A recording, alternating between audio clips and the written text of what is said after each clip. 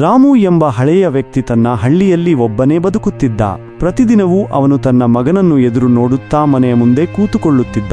ವರ್ಷಗಳು ಕಳೆದವು, ಆದರೆ ಮಗ ನಗರದಿಂದ ಮರಳಿ ಬರಲೇ ಇಲ್ಲ.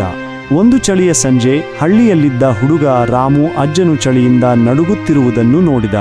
ಹುಡುಗ ತನ್ನ ಮನೆಗೆ ಓಡಿ ಹೋಗಿ ತನ್ನ ಹುಂಡಿ ಒಡೆದು ರಾಮು ಅಜ್ಜನಿಗೆ ಹತ್ತಿರದ ಅಂಗಡಿಯಲ್ಲಿ ಮಂದವಾದ ಹೊದಿಕೆಯನ್ನು ತಂದುಕೊಟ್ಟ. ಅಜ್ಜನ ಕಣ್ಣುಗಳಲ್ಲಿ ಕಣ್ಣೀರು ತುಂಬಿತ್ತು. ಅವನು ಹುಡುಗನ ಕೈ ಹಿಡಿದು ತನ್ನ ಮನೆಗೆ ಕರೆದೊಯ್ಯುತ್ತಾನೆ. ನಂತರ ತನ್ನ ಮಗನಿಗಾಗಿ ಇಟ್ಟುಕೊಂಡಿದ್ದ ಹಳೆಯದಾದ ಡಬ್ಬಿಯನ್ನು ಹುಡುಗನಿಗೆ ಕೊಟ್ಟ. ನಂತರ ಆ ಡಬ್ಬಿಯೊಳಗೆ ಹಳೆಯ ನಾಣ್ಯಗಳು, ಒಂದು ಹಳೆಯದಾದ ವಾಚ್ ಮತ್ತು ಒಂದು ಚೀಟಿ ಇದ್ದವು. ಆ ಚೀಟಿಯಲ್ಲಿ ಬರೆಯಲಾಗಿತ್ತು, ತಂದೆಯ ಪ್ರೀತಿ ಎಂದಿಗೂ ಕಳೆದು ಹೋಗುವುದಿಲ್ಲ ಎಂದು. ತದನಂತರ ಆ ಹುಡುಗನು ಡಬ್ಬಿ ಹಿಡಿದು ಮನೆಗೆ ಹಿಂತಿರುಗಿದ. ಆ ರಾತ್ರಿ ಹುಡುಗನ ತಂದೆ ಆ ಡಬ್ಬಿಯನ್ನು ನೋಡಿ ತಕ್ಷಣ ಗುರುತಿಸಿದ. ಆ ಹುಡುಗನ ತಂದೆ ರಾಮು ಅಜ್ಜನ ಮಗನೇ ಆಗಿದ್ದ.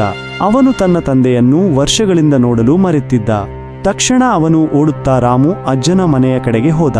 ಆದರೆ ಹೋಗುವುದರೊಳಗಾಗಿ ತಡವಾಗಿ ಬಿಟ್ಟಿತ್ತು. ಬರೀ ಹೊದಿಕೆಯಲ್ಲಿ ಮುಚ್ಚಿದ್ದ ರಾಮು ಅಜ್ಜನ ಶರೀರ ಮಾತ್ರ ಉಳಿದಿತ್ತು. ಮಗನಿಗೆ ಪಶ್ಚಾತ್ತಾಪ ಮಾತ್ರ ಉಳಿದುಬಿಟ್ಟಿತ್ತು. ಒಂದು ಹೊದಿಕೆ ಮಾತ್ರ ತಂದೆಯ ಕೊನೆ ಉಡುಗೊರೆಯಾಯಿತು. ಮಕ್ಕಳೇ, ತನ್ನ ತಂದೆ ತಾಯಿಯನ್ನು ಎಂದಿಗೂ ಮರೆಯದಿರಿ.